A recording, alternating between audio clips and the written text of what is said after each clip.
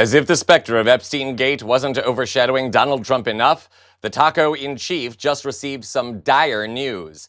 At the moment, his nemesis is a leading candidate to become the next president of the United States.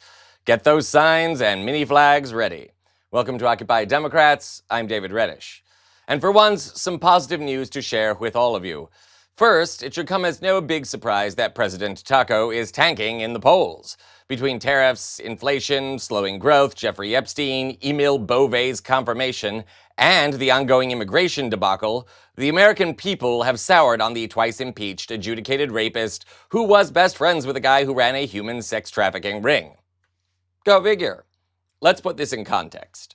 This is the biggest warning sign, the biggest danger sign for President Trump in his second term so far. Why is that? Because it does not appear that there is a bottom to which Donald's support can't fall to. What are we talking about? Trump's net approval rating with independents. You know, there was all this hubbub about Gallup that came out this past week. You see, back in January, it was minus 2 points. Now it's minus 35 points. But what's important here is Gallup is largely matching the average. Back in January, in the average, Trump's net approval rating with independents was minus 3. Look at where it's fallen to now, minus 29 points. That is a drop of over 25 points with the key part of the electorate. If you're not winning among independents, you're probably not winning overall. And when your net approval rating's minus 29 points, you're definitely not winning overall when you're that low with independents. It's just the size of the drop. It's staggering. It's huge.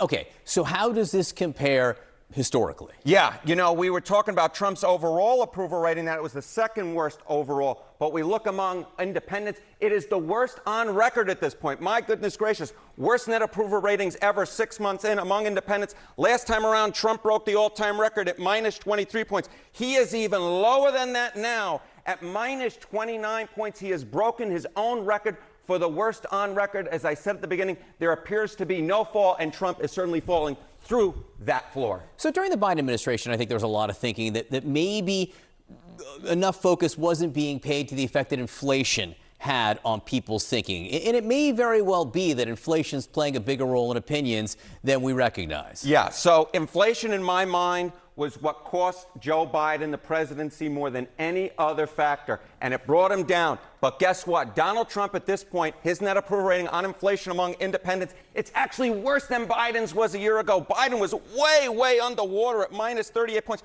But look at Trump and the average of polls on inflation. Oh my goodness gracious, minus 45 points. You get the idea. The man is at a new low for a president just 6 months into his term. And most of the effects of his tariffs haven't even been felt yet. Now he's getting even more dire news about his legacy. Stay with me here. And before you say that Democrats are doing even worse, and the party is definitely suffering from an identity crisis, which also hurts it in the polls, keep in mind that a good part of that is due to a lack of standard bearer. Even in 2005, for example, when George W. Bush began his second disastrous term, the party still looked to politicians like Hillary Clinton or Teddy Kennedy for some kind of leadership. It didn't really coalesce until 2006, when Nancy Pelosi emerged as House Speaker, and a young senator named Barack Obama began to flirt with a presidential run. In other words, the Democrats still have time. And as the search for a standard bearer has begun, one name should send Donald Trump rushing to binge eat McDonald's because he's emerging at the top of the pack. The statistics and betting website Polymarket just released its latest updated predictions for the Democratic nominee for president in 2028. And the name at the top of the list belongs to California Governor Gavin Newsom, one of Trump's most pointed and unyielding critics. Newsom beat out Congresswoman Alexandria Ocasio-Cortez, who placed second, former Transportation Secretary Pete Buttigieg in third, Kentucky Governor Andy Beshear in fourth, and Pennsylvania Governor Josh Shapiro in fifth. Governors Gretchen Whitmer and Wes Moore also placed in the survey, though each with about 5% probability.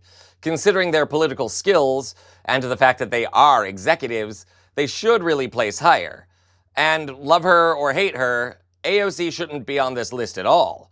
For one thing, only one president has ever been elected directly from the House to the presidency, James Garfield, and that was more than 100 years ago. The issue here is name recognition. AOC has that, while Moore, in particular, is still trying to earn it. What's perhaps most interesting is the spike in popularity of Beshear, who has seen a 4% jump in just the past week. And why should all this scare Trump, who can't run or serve as president again no matter what Steve Bannon says? Because an aggressive Democrat like a Gavin Newsom would almost certainly come into office and begin a much-needed process of deep Trumpification through a combination of executive orders and legislation, which is exactly what the country needs now. And for what it's worth, Polymarket also places a 55% probability of a Democrat winning the next election. And in all likelihood, that number will go up. So, Gavin, if you're watching, you handsome devil, you, don't back down. And be very careful in the next year. You have a real shot at defeating Trumpism once and for all. We will keep all of you beautiful viewers updated on this and all other stories as they develop. This is Occupy Democrats.